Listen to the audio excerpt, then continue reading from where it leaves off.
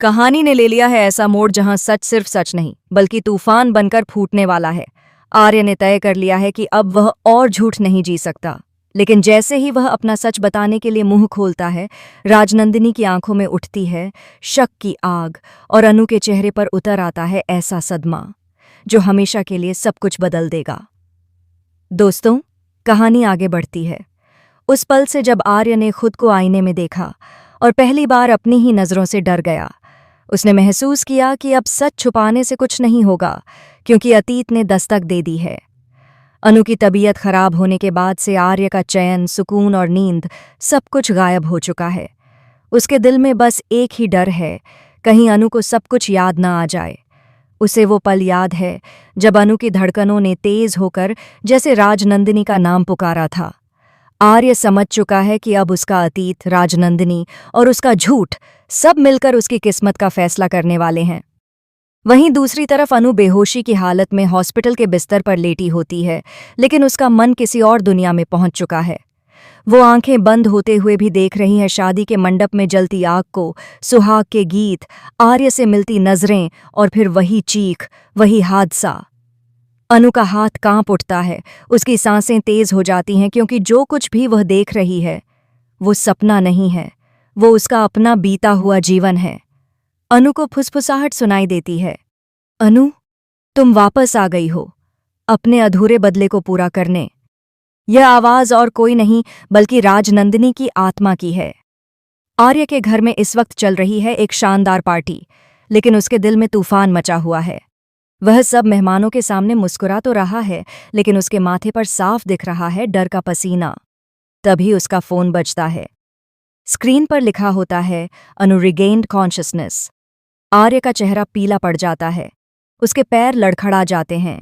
उसे लग रहा है जैसे कोई अनजाना साया उसे पकड़कर अनु के पास खींच रहा है, ताकि उसी के सामने वो सच उगलवा ले जिसे वह बरसों से छिपा रहा था। हॉस्पिटल का दरवाज़ा खुलता है और अनु की नज़र सीधे आर्य पर टिक जाती है। वो कुछ नहीं कहती, लेकिन उसकी आंखों में जो जलती हुई चिंगारी है वो आर्य को झकझोर देती है। अनु की आंखों में पहली बार डर नहीं बल्कि राजनंदिनी का वही जुनून और प्रतिशोध झलक रहा होता है। आर्य ने सोचा था कि अनु को कुछ याद नहीं होगा और वह अपने नए झूठ से उसे फिर फंसा लेगा, लेकिन यहाँ परिस्थिति उलट चुकी है। अनु चुपचाप उठती है और बिना कुछ कहे आर्य के सामने खड़ी हो जाती है। उसकी सांसें शांत हैं, आवाज़ धीमी है, लेकिन उसमें छिपा तूफान आर्य का दिल दहला देता है। अनु बिन कुछ कहे बाहर की ओर चल देती है और सीधा पहुंच जाती है आर्य के मेंशन के गेट पर। गार्ड रोकता है तो अनु बस इतना कहती है, मुझे आर्यवर्धन ने बुलाया है। गार्ड चौंक जाता है, क्योंकि यह लहजा, यह ठहराव बिल्कुल वही है जो राजनंदिनी में देखा जाता था। जैसे ही अनु घर में प्रवेश करती है, हवाओं का रुख बदल जाता है।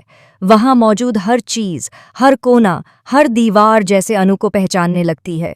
वह सीधे उस हॉल में कदम रखती है जहां दीवार पर टंगी है आर्य और राजनंदिनी की शादी की तस्वीर। अनु की नज़र जैसे ही उस तस्वीर पर जाती है, उसकी धड़कनें थम जाती हैं, आंखें भर आती हैं, लेकिन वह कोई आंसू नहीं बहाती, क्योंकि यह आंसू नहीं, ये राजनंदिनी की ज्वाला है। आर्य पीछे से आता है और पहली बार उसकी आवाज़ में घबराहट साफ सुनाई देती है, अनु, मैं तुम्हें सब सच बताना चाहता हूँ। इस एक वाक्य ने मानो पूरे कमरे का माहौल बदल दिया। अनु उस तस्वीर से नज़र हटाकर आर्य की तरफ देखती है। उसकी आंखों में सवाल नहीं, जवाब छिपा होता है। आर्य समझ जाता है कि अब वो सिर्फ अनु से बात नहीं कर रहा, बल्कि उस रूह से बात कर रहा है जो वापस आई है अपना हक लेने। आर्य का गला सूख चुका है। उसकी आंखों के सामने अनु नहीं बल्कि राजनंदिनी खड़ी दिखाई दे रही है। कमरे का माहौल अचानक भारी हो जाता है। दीवारों पर टंगे झूमर हल्के हल्के हिलने लगते हैं, जैसे हवाओं में कोई अनदेखी ताकत घूम रही हो। आर्य धीमे कदमों से आगे बढ़ता है और उस तस्वीर की ओर देखता है जिसमें उसकी और राजनंदिनी की शादी हो रही है। वो तस्वीर जिसे उसने सालों से छुपा कर रखा था ताकि कोई भी उसके अतीत को जान न सके, लेकिन आज वही तस्वीर उसकी सबसे बड़ी सच्चाई बनकर सामने आ गई है। अनु की आंखें तस्वीर पर जमी हैं, उसकी पलकों में एक हलचल होती है और अचानक उसकी सांसें तेज होने लगती हैं। उसके सामने फ्लैशबैक खुलने लगते हैं।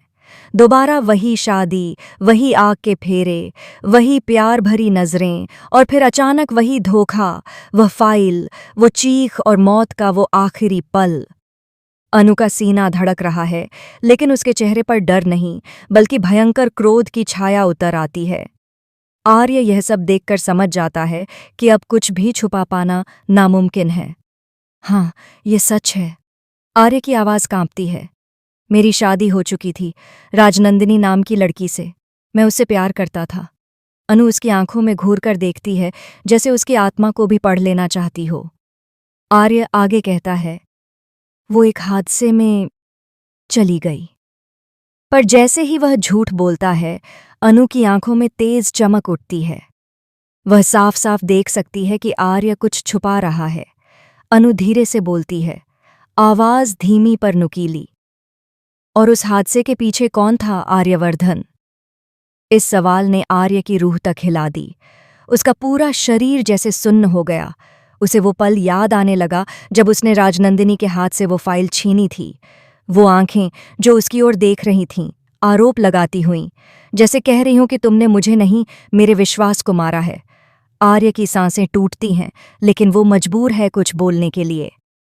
उधर अनु के भीतर राजनंदिनी पूरी तरह जाग चुकी है। उसके होठों पर एक हल्की मुस्कान,